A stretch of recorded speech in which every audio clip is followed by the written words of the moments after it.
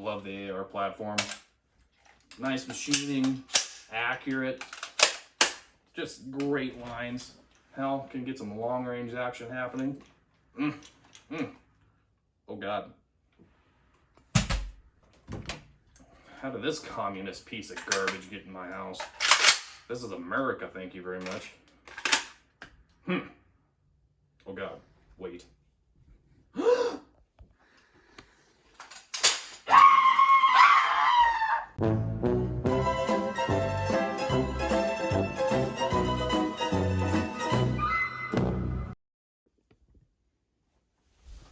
Welcome back, guys. Matt with High Plains Tactical back. We're gonna do some AK videos. Oh God, he's back.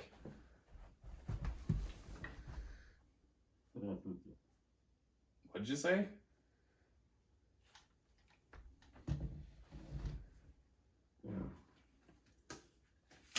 Oh man, that's a hair puller. Yeah. You okay? Yeah, I'm fine now. Yeah. Okay. These old GP5s, they kind of pull the hair. Yeah. If a lot of people, they get these, a lot of, boogalooists and whatever, a lot of people have these. Don't use the filters that come with them because they're riddled with asbestos. I've got an old I think it's Belgian NATO filter in this bag, and it for some reason fits with the threads. So, but if it says GP5 on the filter, don't use it. All right. Well, guys, we're here with my friend Rush. We're going to talk about AKs. Yeah. These AKs, to be exact. Here we have AK-47 platform. Shoots 7.62 by 39, and I'm going to let Rush take us through the history of the AK for us. Yeah, so these are both American-made AKs. That's a PSA, PSA, Palmetto State Armory. I got this thing a couple of years ago. This is a Century Arms Raz 47, and anymore it kind of has a bad rap about it because it seems a good like 50% of the time they get to be about 5,000 rounds in, and they've had some of them have the barrels walk on them, and there's a no-go gauge that you can get. There's a little, it's like a little false round type of thing. It's called a no-go gauge. You stick it in the chamber, and if it closes, if the bolt closes all the way, it means you're out of headspace and the thing's going to blow up. So that's kind of a bad rap these things have gotten. Nobody really figured that out until I'd had this thing for a couple of months. But aside from that, it's a really great gun. It's like really with AK standards, it's supremely accurate. It takes whatever mags you want to throw in it. This PSA, like these here steel reinforced Magpul mags, they're really tight. It kind of doesn't like them all that well. I've got a Pro Mag 40 rounder that it will not take. It's too tight.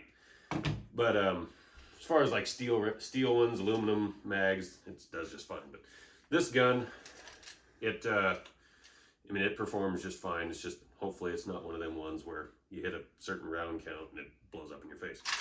But basically, it also features this kind of bolt hold open safety on it. It's got a little notch cut in it. A lot of different AKs don't have. Like this one doesn't have that, and it's just kind of a nice little feature about it. But anyway, so the AKs came into fruition about, I think they came into service. The design started happening about 1945 after World War II. 45 or 46, because the SKS was a brief star in the Russian military. It only really served for a few years, and I've heard that it saw a tiny little bit of action in World War II right at the end, and I've also heard that it saw none, so who knows. But it was the first, really, as far as I know, it's the first rifle to be chambered in the 7.62 39 caliber intermediate cartridge, because all this got started when the Germans made the Sturmgewehr 44, or as Call of Duty people know it, the SGG 44. It was a 8.6 by, I don't remember what the caliber was, but kind of an intermediate cartridge. And yes, all guns are loaded because we're not fools. Unloaded guns are useless, so they're all loaded. So 7.62 39, kind of intermediate, little, pretty good step down from like a full-size 30-06 or an 8mm like they were using a lot in the first two world wars. But the AK kind of came into fruition from Mikhail Kalashnikov. Most people know a little bit of the history, but he was a tank commander in World War II, and he sat out the last, I don't know if it was quite a year, but the last part of the war. Yeah, give or take. Because he was wounded pretty bad. He sat out the last year or so of the war in the hospital, and I think it was because he'd come across the Sturmgewehrs, or he just liked the idea, something like that. Anyway, so he, in a hospital bed, he designed the Kalashnikov 47.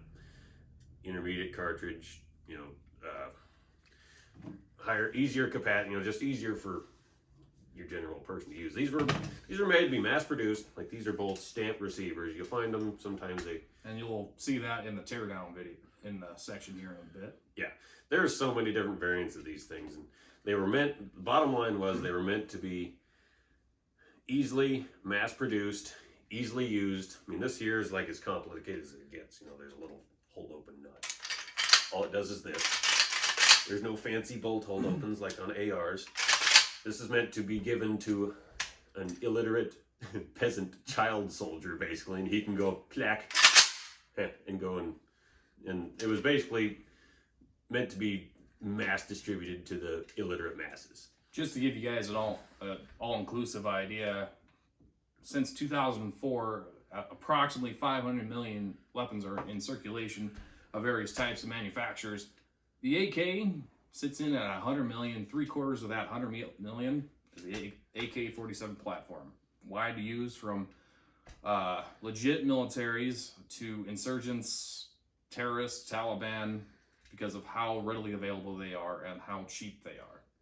Well, and you know, back in the Cold War, the Russians, they just made so many of them. They just, basically, if you said, we hate America, they gave you a whole bunch of them. So they're everywhere. Yeah, communists. That's why all the Viet Cong and all these diaper-head countries have them. So, you know, they're everywhere. But they're really, I mean, they're a good weapon system. I like them a lot. In this part of the country, we're in eastern Montana. Really, the AR makes more sense because we got more wide open spaces, and everybody has an AR riding around in their pickup because it's a really good coyote gun. But these things are, I've just kind of got a soft spot for the AKs. But so, I guess, without too much more fiddling around. Yeah, we'll do the disassemble and reassemble in unison. Yeah. So, on the back, there's a little button. And you basically push that, lift up on the dust cover. It opens it up. You can kind of just quick inspect on the inside. Your big long. And just so everyone knows, instead of like this typical AR-15 being a direct impingement gas system, these guys are piston driven. A little bit more of a reliable gas system, but they tend to add more bulk and weight. So a little pro and con there. Yeah. So gas piston, big long thing hanging off the front of the bolt. You'll be on that front trunnion. You'll see that a lot in other piston-driven systems, such as the American M249 and the 240 Bravo. Yeah. So basically, when you do that, you've got the inside all opened up, and then you can put that aside for a second. Take your bolt and your carrier, and you got a rotating locking bolt, kind of like how the AR goes, but you know, it's different. But they're both rotating bolts.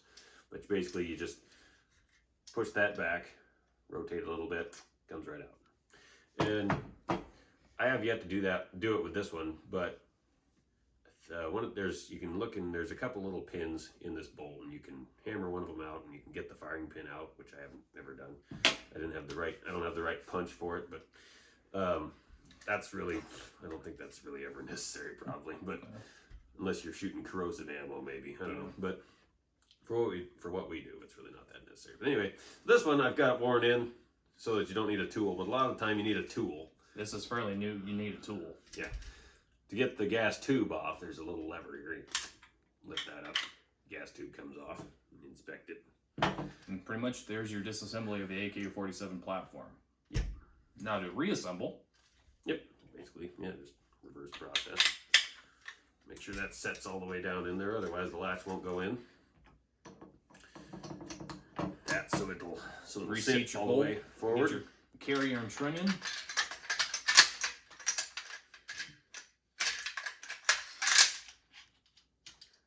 Take your recoil guide spring, reseat. Take your dust covers. Good palm approach. Get it guided in. Push down at the same time. Yeah, basically. There you go. Yeah, you get your dust cover sitting on there so you can see the button through it. And just pretty easy. Ready to go. Perform a function check. Pretty much the same as the AR platform. Rack it, put it on safe, make sure she doesn't fire, flick it to fire, rack again, release that hammer, rack it one more time, reset the sear, and you have the functioning AK-47. Yep. And then a little side trick, works with ARs too. If you're like me, you were raised not to dry fire things, because I grew up with mostly old, like pre-war guns in the house that you don't want to dry fire. These, it doesn't matter, but I still don't like dry firing things. So if I'm storing this in the the corner where it normally sits, I don't like having the hammer sit back, because I don't normally leave this thing with a loaded chamber in the house. You kind of just pull it back, it'll stop. You just pull it back real soft, it'll stop, and you go pull the trigger, it'll click. You can look in there and actually see it, but the hammer is seated. It's not cocked. A quick and simple way to take it out of battery. Yeah, basically, without having to dry fire, which, dry firing doesn't hurt them. It's just, if you're like me and you just don't like dry firing things, it's just a little tip that nobody ever talks about. And the same thing works with ARs. It doesn't work with this thing. This thing's got a little, we'll do a separate video on the SKS, but there's a disconnector in here that it's only actuated when the bolt is all the way forward. So you can't, halfway pull it back. The trigger's locked. It'll only go click when it's all the way forward. So there's just little tricks like that most people don't ever talk about. But And in the nutshell, that's the AK-47 platform, and it should be over here in this corner somewhere. Please hit that subscribe button, give us a like, turn on the notification bell. We're just trying to get started here. We're simple folk. yeah, so we're done. we don't know what we're doing. We feel like idiots. But this is such a beat a dead horse issue. it is fun. But we wanted to bring our passion to you guys. Please leave a comment and tell us what you think about it, or ideas for future videos. Thanks, guys. See you next time.